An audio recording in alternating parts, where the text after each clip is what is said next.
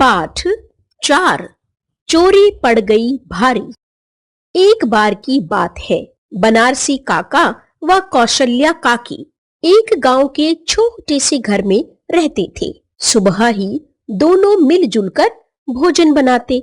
भोजन साथ में बांधकर दोनों एक साथ ही काम पर निकल पड़ते थे। कभी जंगल से सूखी लकड़ियां बिनकर बेच आते तो कभी छोटी मोटी मजदूरी का काम कर लेते।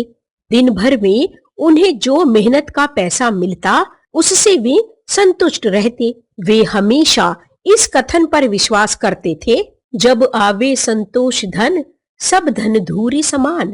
यानी जब आदमी के पास संतोष रूपी धन आ जाता है तब उसके लिए सभी प्रकार के धन धूल या मिट्टी के समान हो जाता है। इसलिए उन्हें जो भी मिलता उसे ईश्वर का प्रसाद समझकर वे हमेशा ईश्वर का शुक्रिया करते थे।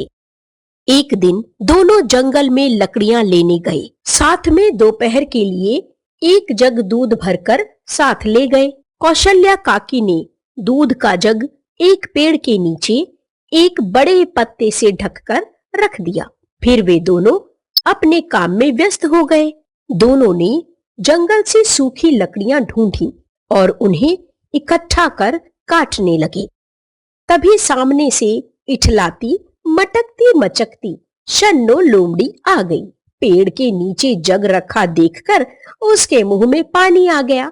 वह दोनों से आंखें बचाकर सीधा जग के पास पहुंची। उसने जग के ऊपर रखा पत्ता हटाया। बस फिर क्या था, शन्नो ने आव देखा न ताव सीधा मुंह जग के अंदर।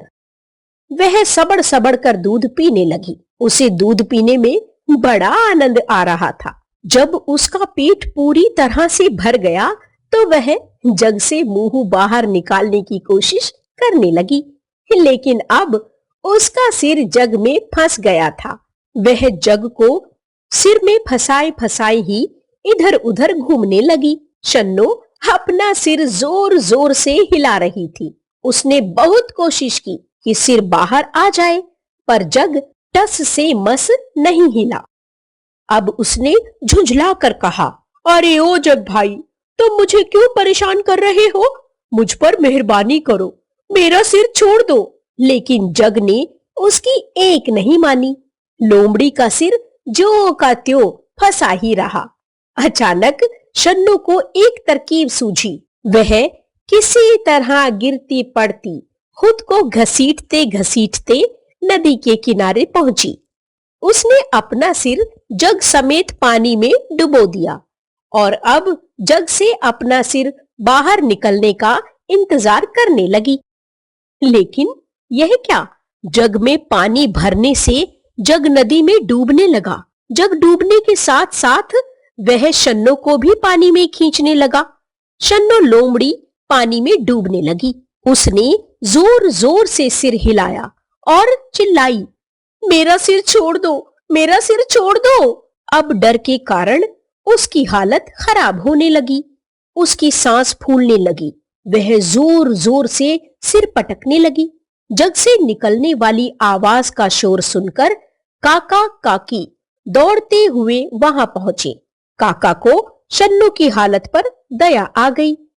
उन्होंने उसे नदी से बाहर निकाला और धीरे धीरे बड़े प्यार से उसके सिर से जग बाहर निकाल दिया। शन्नो ने राहत की सांस ली। उसने काका काकी की ओर इस तरह नजरें घुमाई मानो उन्हें अपनी जान बचाने का धन्यवाद दे रही हो। काका काकी उसे देखकर मुस्कुरा रहे थे। शन्नो ने अब अपने घर की ओर जाना ही ठीक समझा और वह वहां से भाग गई। पाठ 5।